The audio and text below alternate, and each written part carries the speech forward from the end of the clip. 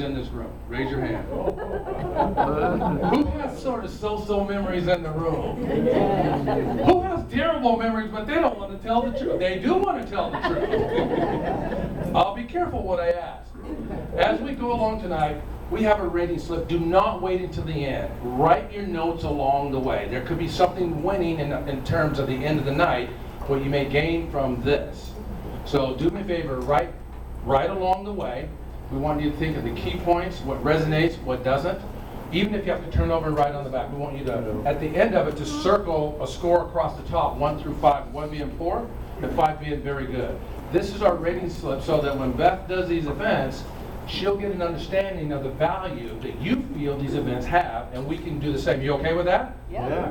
So keep that along the way, because when it's time to go, you guys want to do what? Go. You don't want to do any more work. So that's what I want for you. So let's try that 1 degree challenge out. That's what we want to have happen here tonight. The next thing we're going to roll right into, outside the 1 degree challenge, I want to try you out and see where you're at. You have a local partner here in town. One of the clients that we serve on our coaching program is one of your locals right here in Sarasota. She's on our coaching program, and she owns her own business here in town, and she gifted these to us rather than the typical 3x5 card. What I want you to write on this is, what's the worst thing that's happened to you? Just not a story, just a quick line. The worst thing that's happened to you, like had a car accident, or lost a dear friend, or someone stole my favorite book, or whatever it is. Simple. Do me a favor, just take 1 minute to do that. At the top of the line, write, what's the worst thing that's happened to you this year? Please. This year. It might be hard to decide depending on your life. The worst thing that happened to you this year.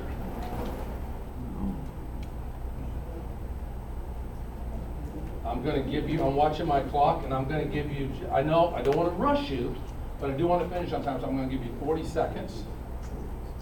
The worst thing, so keep it short, keep it brief. Make sure we can read it.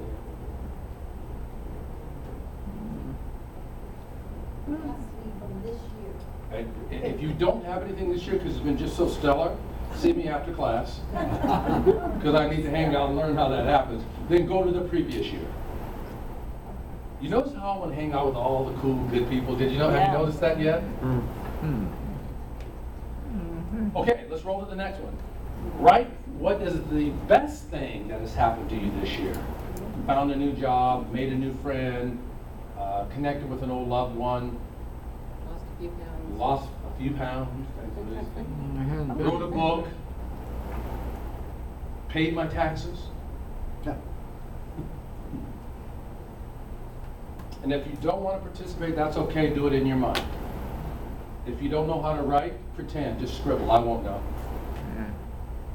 You got it? Yeah. Everyone's got it? Anyone not finished? Okay. Do me a quick favor. By volunteer, I'm only going to take a few, and then I'm going to collect these. By volunteer, who's willing to share with us the best and worst?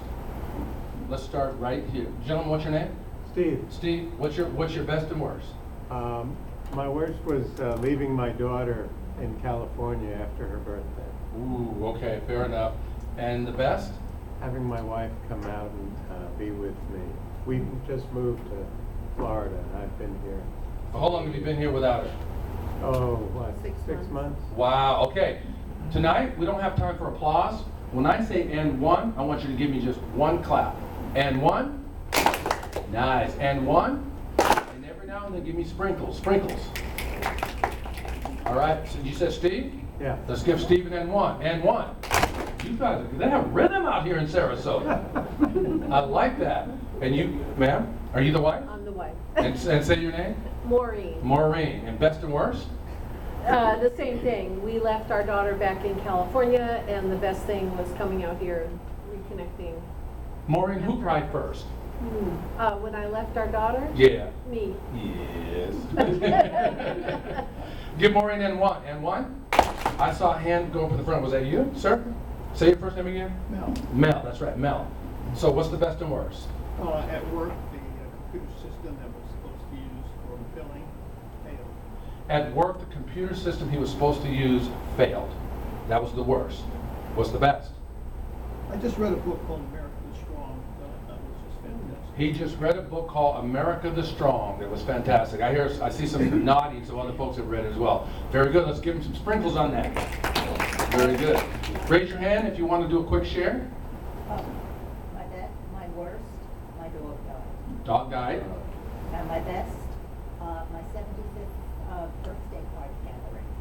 Give her a round of applause on that one. 75th. How old was the dog? 12. 12. And dog years, that's what, 144 or 130 or something like that? I don't know, it's 9 years, right? 84. Okay, well, I wasn't a math major. Okay, what was your share? My dog died. Fair enough, equal. Yeah, it was her birthday, not mine. So what's your best? Had an enjoyable vacation. Very nice. Vacation is very important. Very good. Let me take one from the back, and then we're going to stop. And then then I want you to take the cards and pass them down to the end, and Lisa will pick them up. Let's try this gentleman in the back that just reached for his pen. Best and worst. Oh, okay.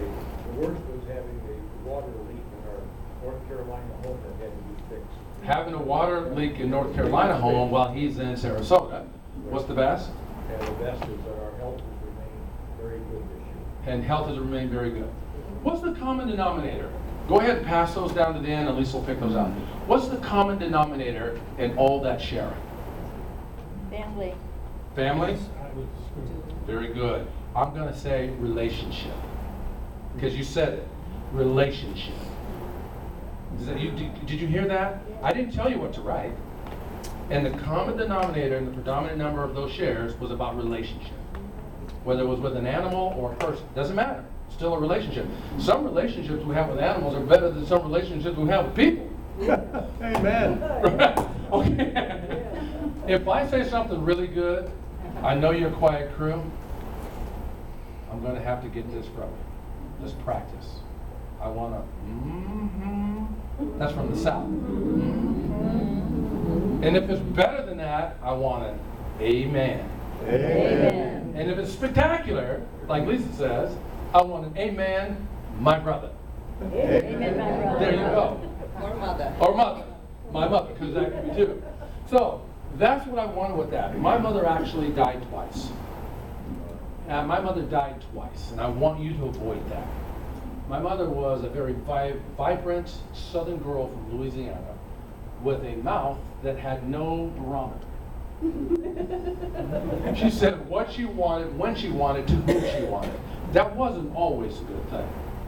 Okay? And the fact that she was intelligent made it more difficult. So she had a hard time with relationships. She could get great friends. She was funny and vivacious and attractive. Mouth. She couldn't do what with friends? Keep them. And that includes family, friends and family. Do you know, who knows what a sabbatical is? Raise your hand if you know what a sabbatical is. Okay. I had to put my mother on a sabbatical. I put my mother on a 1-year sabbatical, and I talked to God first. I said, God, you know what I'm thinking, so I'm just going to tell you, I'm going to have to put this girl on a sabbatical. Because I can't figure out how to keep her in my life. So the sabbatical was to figure out how to keep her in my life and not kick her out because of what? Her what? Her mouth. Yeah. Figured it out in 9 months. Brilliant. Guess what it was? What do you think the secret was? You kept her on Say it. sabbatical. Tell her to stop.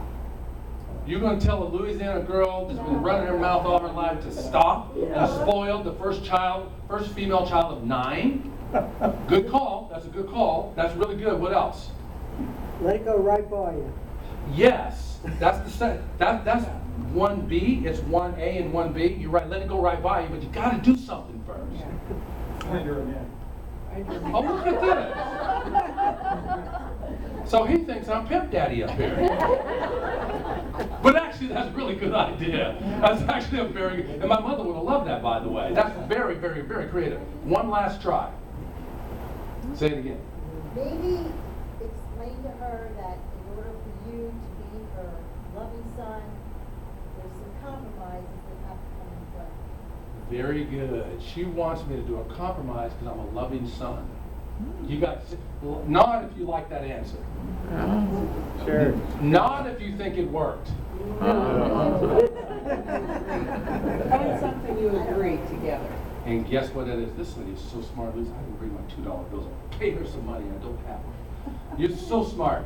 Find something that we can agree on. Together. Guess what it is, folks? Ice cream. Close. Time. Time. Time. I figured with my mother's mouth, she loved her 6 kids. When you were first around her, she loved you. She kissed you. She hugged you. She smiled. She laughed. And after about 20 to 30 minutes, that head would turn around like Sybil. And she would get very comfortable, and then what would engage? The mouth. So if you could be around my mother for 20 to 30 minutes and leave, create an exit strategy, you're all good. Yeah. So I created a 20 to 30 game. I never told her about it. If you wanted to engage her in a game of chance, she loved games of chance, you could go 2 hours. But then you had to leave. So she died twice. She actually passed away 4 years ago, but she was hardly living on earth because of the quality of relationships not being able to be sustainable in her life. Does that make sense? And she was a lonely girl. And she never got over the divorce of my father when I was 13 until she passed. She still craved and loved him. Build relationships. You got that? That makes sense? Yeah. So we don't want that. We want you to live while you're here, and that's the whole point of this. We want you to stand tall. Yes, there's a snake bite story, and I'm just going to show you just the beginning, and we're going to maybe not get to the end of it, but we'll see. Have you ever been snake bitten? Raise your hand. Nobody. Good. Did you know you could die from a snake bite? Yeah. How many people die from a snake bite in a year, you think? Thousands? Hundreds? Hundreds. In the U.S., good call. Okay. It's actually 1 in 50 million actually died from a snake bite. I was actually bitten once by a snake, and I can't tell you how ugly this snake looked. But I'll share it with you later. I can't tell you right now. Fair enough? Yeah. Let's keep this thing going. I want to tell you that later. Building equity and relationships, we want you to live, not die twice. We're all going to go at some point. In the meanwhile, we want you in a getting ready stage. When you're coming along, we're always hitting getting ready stage. Answer out loud for me because you know these answers. When you're in primary school, you get ready for what? Graduation. Well, that's fast. You can if you're really, really smart. But primary school, you have to go to another level. High Yeah, school? yeah. Well, typically, in the United States, there's like a middle school, right? But in middle school, then you're getting ready for High school. high school. High school, you're getting ready for College. College, you're getting ready for Graduate life. school. Yeah, graduate school or life and a job. They tell us, all of us, when we grew up, they told us to go to school and get good. Grades. Yes, so that you can get a good Job. with good what? Hey. Yes. We were all raised the same way, am I right? That's the getting ready process. So check this out. Getting ready process is this. Go fast with me on this. Really fast. Middle school, you're getting ready for? High school. Middle. Middle school. Middle school, you're getting ready for? High school. High school, you're getting ready for? College. College, you're getting ready for? Life. Life. And you go to school and you get this job, and you go to this job so you can work 30 years so you can get retired, and then you get ready for? Money, money, money. Retirement. We already did retirement. Death? Did you say death? No, I didn't. That's too fast. Why is he getting ready for death? See? Well, What happens after retirement? No, that's what happens after retirement if you do nothing. If you do nothing in America after retirement, you typically will last 6 years. Wow. That's the national average. Way above. Oh, see? No, you're not, Jack, because you brought, Jack says I'm way above like he's doing nothing. No, he's not doing nothing. He brought in all this stuff and set up the water. We watched it. So he's working. So you want to always be in a getting ready stage. And the GRASP theory is getting ready, attitude, signature, and passion. GRASP stands for getting ready, attitude, signature, and passion. So you want to check your attitude along the way through the getting ready process because we were taught wrong. We need to be getting ready for life, not death. So we want to be able to talk about what we want to do in life beyond retirement. Does that make sense? How many of you planned for your retirement? Raise your hand. How many of you did not plan for your retirement? Raise your hand. This is a smart crew. There's a little more planned that didn't, but most of us don't plan. And so most of us don't do it well, so we end up not going through that process. We're actually better together. Teamwork makes the dream work. You want to have a good physical fitness program. You want to have a good reading program. You want to have a good mental program. You want to have a good resting program. You want to work it out, regardless of what your age is. And I'm going to show you a quick clip of someone that found someone to help work with to work together to make their lives better. You guys ready for this? Yeah. Okay, so this is going to work out. This next piece is, pay attention with this, is going to work. We're going to see just a 2-minute clip to see how someone that's very young does this. Let's make sure that this is on. And here we go. Hi, Jack Langer. Everybody said, Jack, how old are you? I'm approaching 90. I'm 88 plus. You know, a lot of people say, Jack, you had your face lifted. If I've had my face lifted, I sure got jipped. But you can do face lifting right there at home. I want you to do something. Open your mouth wide as you can.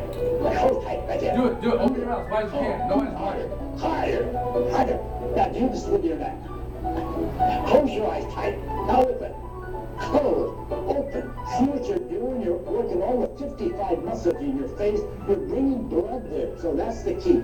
You can put all the goop in your face you want, but it's got to come from inside. So why don't you start doing your face gymnastics, 3 or 4 times a week? Okay. Round of applause for Jack. Okay, nobody's watching. You have to follow me. Ready for some face gymnastics? Yes. Say yes. Yes. Follow what I do. Do it. How does that feel? Doesn't that feel good? Did he look unbelievable? Who was that? Jack LaLanne. We all grew up with Jack LaLanne, didn't we? Yeah. Did you ever think of face tactics before? Yes. You did. You're I'm a so doctor. You're so small. Nobody told me the man was a doctor in the room. All doctors, please announce yourself when you come in the room so I know who I'm speaking with. Thank you. Good job, Steve. So, what we want here is read this, and what does this say? Opportunity is now. Ah. You Now can read it here. 2 ways. Opportunity is nowhere. Opportunity is now here. Opportunity is now here. Our brains are typically wired, doctor, to reach for the negative quicker than quick. Yes, that's why I'm bringing this in. South African, follow me. Yes, right? That's exactly right. Check this word out. Pronounce it. Yes, unmessable with. It's a new word. Write it down, please. I want you unmessable with when you leave this room. That's exactly right. And you don't let stuff mess with you, right? To become unmessable with means you're stronger, you're more active, you're vibrant. You get it? It leads to your quality of life. Opportunity is now here to become unmessable with. That's what I want. So I wanted to introduce 2 new words for you. Now, the true life balance starts with choice. You guys believe that? Yes. Say yes if you believe it. Yes. Yes, you believe that. Retire and do what? Retire and do what? Sleep. Live. Reinvent yourself. What else? Raise your hand. Retire and do what? Get younger. Say it. Enjoy. What else? Get younger. Oh, I like that. Or at least feel younger. What else? Anything else? Stay active. Stay active. What else? Do what you love. Do what you love. Have fun. And love what you do. Good job, Jack. So that's what we want. We know that you have a choice, and check this out. Most people that are in relationships will cycle through the 4 R's, oftentimes if they're not careful and they don't do the work. First R is here, resistance. When something comes up that you don't like, your body wants to sort of resist that. Mentally, you just want to resist it. If you don't handle it there, it goes into resentment.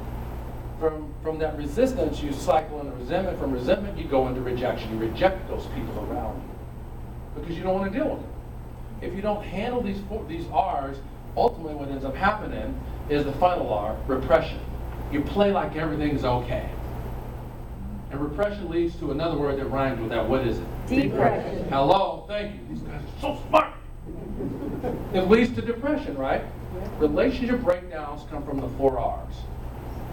Write those down, if you will, and make sure as you go through your life, you don't allow yourself to fall in any one of these cycles of resistance, resentment, rejection, or repression. Because they move to relationship graveyard. The relationship dies. Does that make sense? Yes. So that's what happens. So that's why I want to bring the relationship breaks down. What happens is many of us try to do it on our own. Raise your hand when you have a challenge, you seek to try to do it on your own. Raise your hand. Raise your hand if when you have a real big problem, you quickly ask for help. Raise your hand. No, tell the truth. Raise your hand. Okay, that's about 4% of the room at best, right? Do you know the stiffest punishment that there is? I heard it. Solitary confinement. Thank you. When you, let's say Jack is feeling his oats on the golf course. Let's say he takes a 9-iron and he hammers someone. Would you do that, Jack? No, I didn't think so. That's my picture. So I knew I was safe. But let's say he hurt the guy and he gets in trouble. Where's he going? Jail. He's going to jail. What happens if the guy hemorrhages and leaves the earth? What happens to Jack? He goes where? to prison. He goes to prison. Ah. What happens if Jack's in prison and he decides that he's angry about being in prison and he snuffs someone else out in prison? Now what do they He say? goes to solitary confinement. Solitary confinement. When you're in prison, when you get in trouble, they put you by yourself. Ah.